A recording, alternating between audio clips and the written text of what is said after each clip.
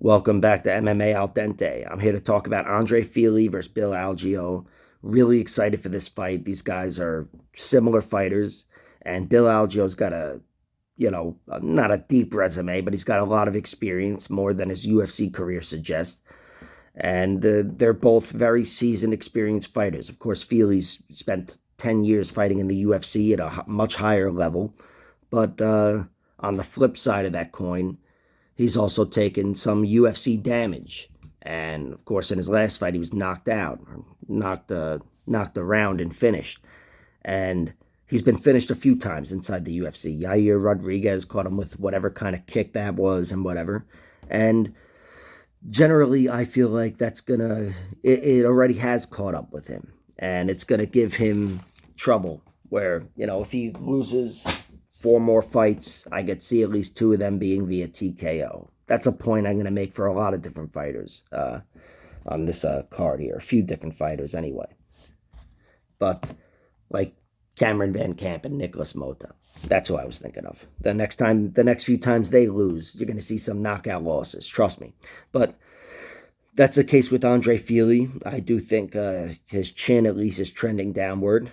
I just don't think Bill Algeo's got the power to capitalize on that. Of course, he could land a powerful strike, like a head kick or something, and get it done. But on general punching power, I don't see him cracking Andre Fili's chin.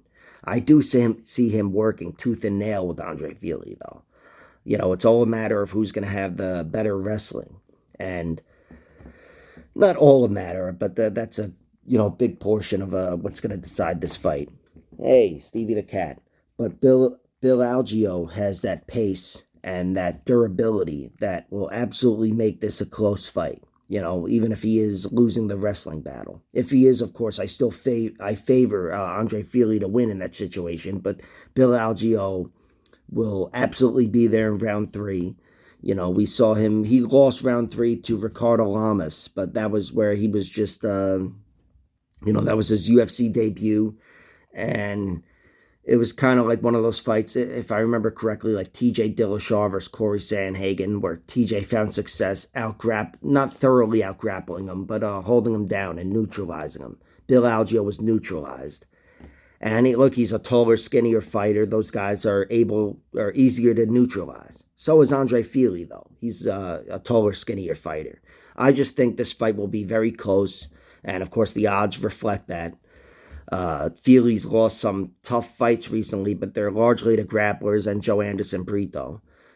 Bryce Mitchell, Sadiq Yusuf, who, Sadiq's not that he's a grappler, but he certainly won that fight with grappling. Really impressed me, mounting Fili. And Brito knocked him half dead. I don't see Bill Algeo really following either one of those blueprints.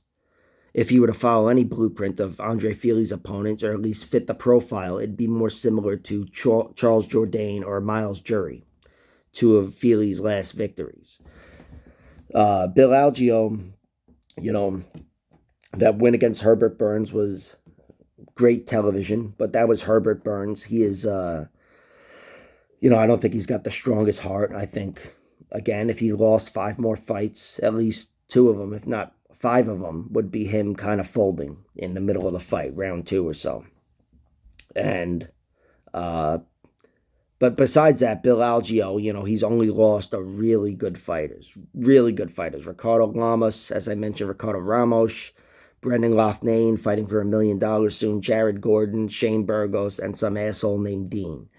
But aside from Dean, every one of those losses comes to a guy who's reached the UFC or damn near could have, like Brendan Loughnane won on The Ultimate Fighter and didn't really impress Dana White, so he didn't get the contract. And that was against Bill Algeo. And now Brendan Loughnane is fighting for $1 million in the PFL. So all good fighters that have taken out Bill Algeo. And Fili kind of fits the bill. He could be right there with those guys. I could see him winning a decision. I'm going to go with Bill Algeo's pace on this one. I think Bill Algeo will win a tight decision.